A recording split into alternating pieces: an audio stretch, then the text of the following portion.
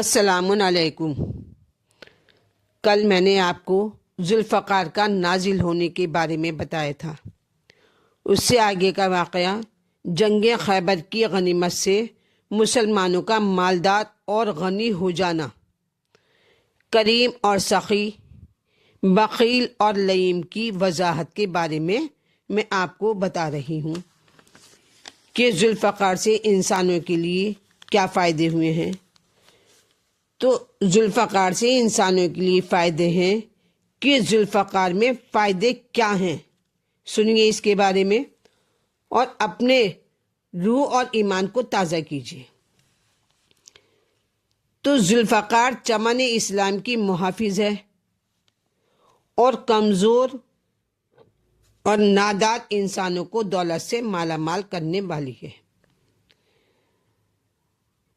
ذوالفقار کمزور اور نادار انسانوں کو دولت سے مالا مال کرنے والی ہے ذوالفقار۔ تو مسلمانوں اس سے اور زیادہ کیا فائدہ ہوگا کہ جناب عائشہ ام المومنین جو دین اور دنیا کے شہنشاہ محمد مصطفیٰ صلی اللہ علیہ وسلم کی بیوی تھیں، جب خیبر کی فتح کے بعد فرماتی ہیں ان عائشہ رضی اللہ عنہا قالت لما فتحت خیبر قلنا آنا نشبع من التمیر۔ حضرت عائشہ فرماتی ہیں کہ جب خیبر فتح ہوا تو ہم نے کہا کہ اب ہم کھجور پیٹ بھر کے کھایا کریں گے۔ جناب عائشہ نے کیا کہا کہ اب ہم کھجور پیٹ بھر کر کھایا کریں گے۔ تو اب اہل انصاف فیصلہ کریں کہ جب شہنشاہ دین دنیا کی غربت و تنگ دستی کی یہ حالت ہے کہ ان کی بیوی جناب عائشہ، ان کی بیوی خیبر کی فتح پر اسرت و افلاس سے نجات کا خوشی سے اعلان فرما رہی ہیں، تو اوروں کا کیا حال ہوگا؟ تو مسلمان کہتے ہیں کہ صحابہ کرام نے ہزاروں نہیں بلکہ لاکھوں روپئے کی دولت دین و مصطفیٰ پر قربان کر دی۔ کون کہتے ہیں؟ صحابہ کرام نے کہا کہ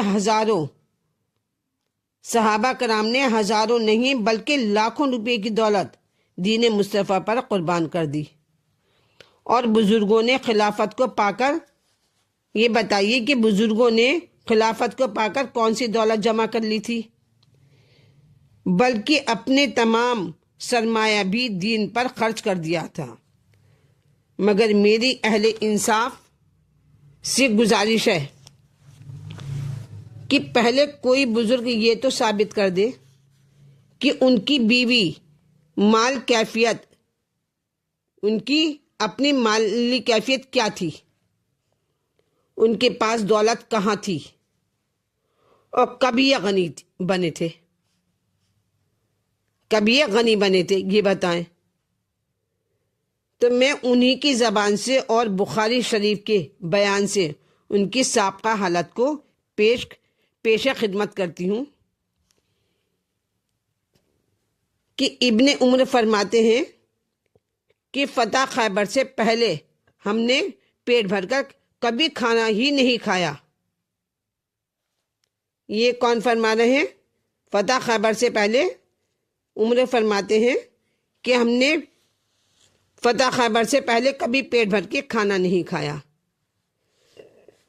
تو بخاری شریف جلد 2 میں سن 618 صفحے پہ جس جنگ خیبر کی فتح کے بعد مسلمانوں کو پیٹ بھر کر کھانا نصیب ہوا، وہ جنگ تو ہجرت کے 7ویں سال فتح ہوا تھا۔ تو ثابت ہوا کہ 7 ہجری سے پہلے تو صحابہ کرام نہایت ہی خلاش اور نادار تھے۔ تو خیبر کی مال غنیمت نے مسلمانوں کی حالت کو یکسر بدل دیا، اور غریب امیر ہو گئے اور مفلس ساہوکار ہو گئے، اور گداگر جو تھے وہ شہنشاہ ہو گئے، جن کو ساری زندگی پوری لائف پیٹ بھر کر ایک دن بھی کھانا نصیب نہ ہوا ہو تو وہ غنی بن گئے۔ یہ ہوا ہے ذوالفقار سے۔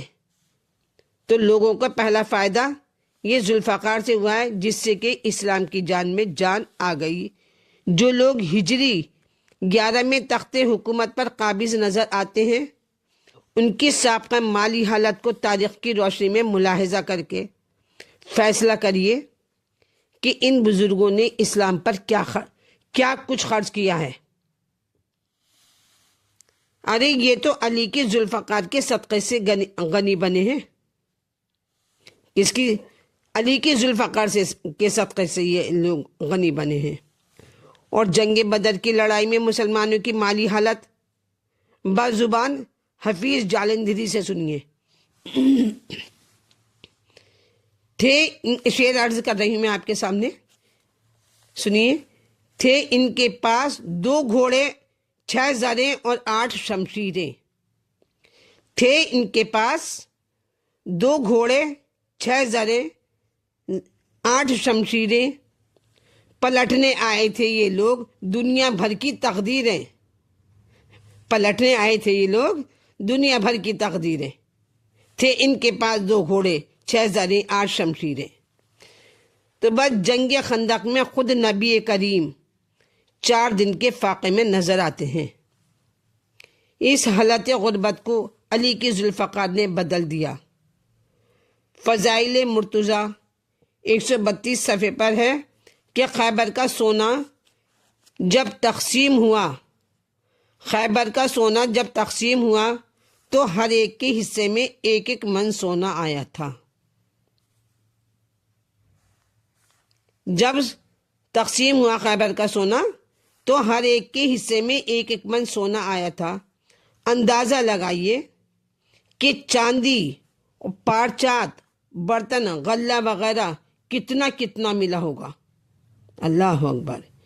یہ تھی ذوالفقار کی پہلی برکت، جو مسلمانوں کو فائدہ ہوا۔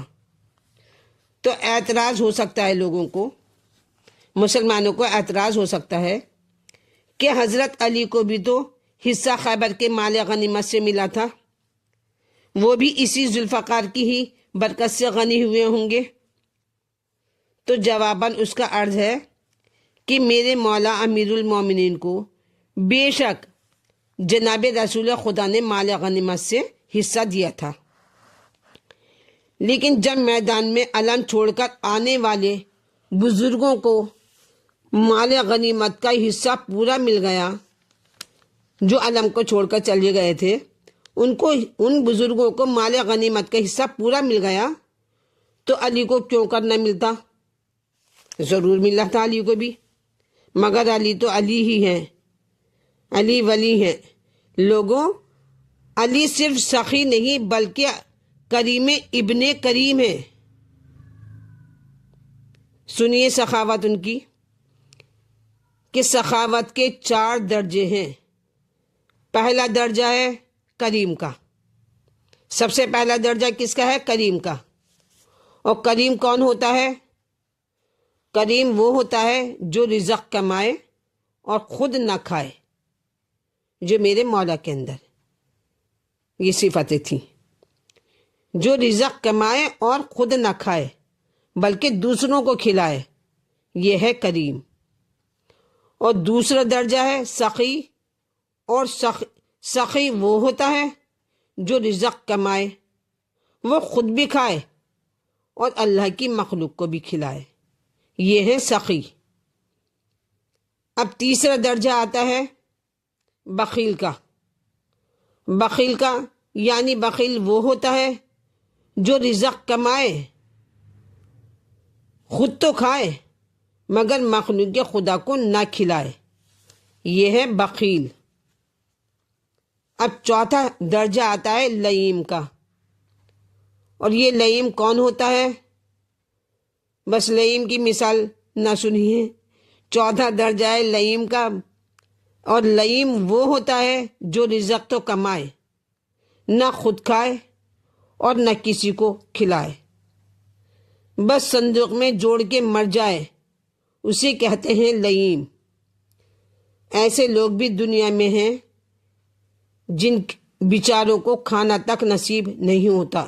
ایک سے ایک غریب اس دنیا میں غریب بھرے ہوئے ہیں. ان کے بارے میں آپ کو کل بتاؤں گی ان کی مثال. تو جو اب میری ویڈیو دیکھ رہے ہیں وہ میرے چینل کو لائک کریں، سبسکرائب کریں، شیئر کریں، اور آگے میں آپ کو اس لئیم کے بارے میں ہی بتاؤں گی، وہ سنیے گا. چلیے، خدا حافظ.